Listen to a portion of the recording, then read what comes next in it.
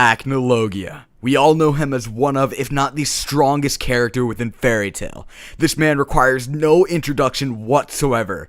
There are so many questions circulating throughout the Fairy Tail community about Acnologia, seeing as, well, we really haven't gotten much character development for him. He really only became a somewhat major character back in Tartarus. Yes, people did talk about him every so often after he was introduced, I think back in like Tenro, but he's really only been on the spotlight within the past 2 arcs. There are so many theories about Acnologia, theories ranging from his past to just his ultimate power level. I myself personally have made 2 videos on Acnologia, and today I am back at it again with a 3rd one. Now, today I want to discuss about Acnologia and how he became a dragon. Now, within Fairy Tail, it's kind of a myth, if you will, that Acnologia bathed in the blood of his dragon after slaughtering it, and thus becoming a dragon. Personally, I think this is a myth and will only ever be a myth. I don't see any factual backstory behind this. It simply just made no sense to me when this was revealed to us. So today I want to share what I personally believe happened that made Acnologia capable of turning into a dragon alongside of maintaining his human form. To start this theory off, I want to bring up why Igneel and all the other dragons left their Dragon Slayers on July 7th, 777.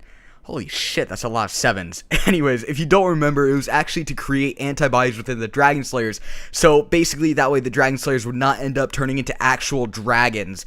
Now, during the Tartarus arc, while the dragons were in the process of this, Acnologia made an appearance. Before dying, Igneel said he always wanted to kill Acnologia. This is my personal opinion as to why Igneel made an appearance, because he wanted to kill Acnologia. He had hatred for Acnologia, he just wanted to take him out right there. He had the desire to just claw Acnologia to death.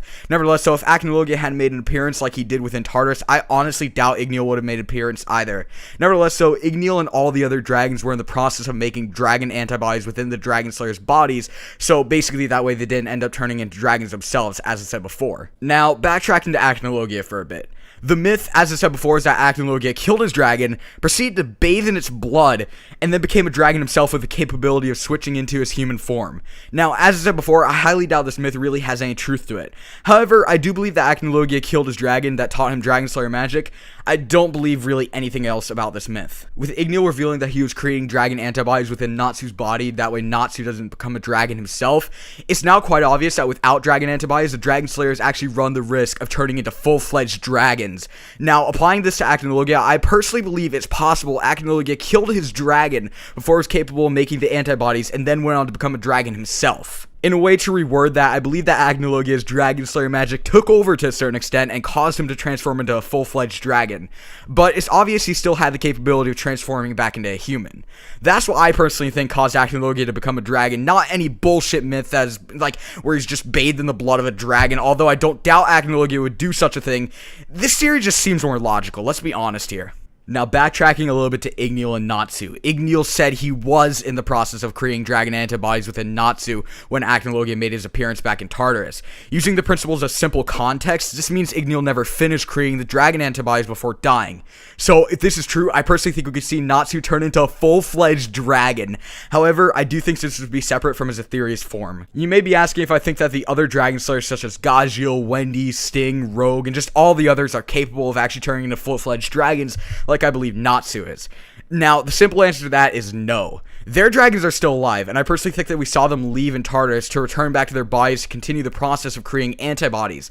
On the other hand, we have Igneel who died, therefore he can't create any more antibodies within Natsu. So Natsu runs the risk of turning into a full-fledged dragon, which would be absolutely fucking insane. Nevertheless, that's about it for this video. Thank you guys so much for watching. Support has been absolutely insane. If you guys could do me a favor by leaving a like, that would mean a lot to me. And if you haven't done so, go ahead and subscribe already. What are you waiting for? Just do it. This is the best channel on the face of YouTube. Well, not exactly. As well, go and sound off in the comment section below. Tell me your guys' opinions on this theory. I'll go and see you guys in the next theory video. Peace.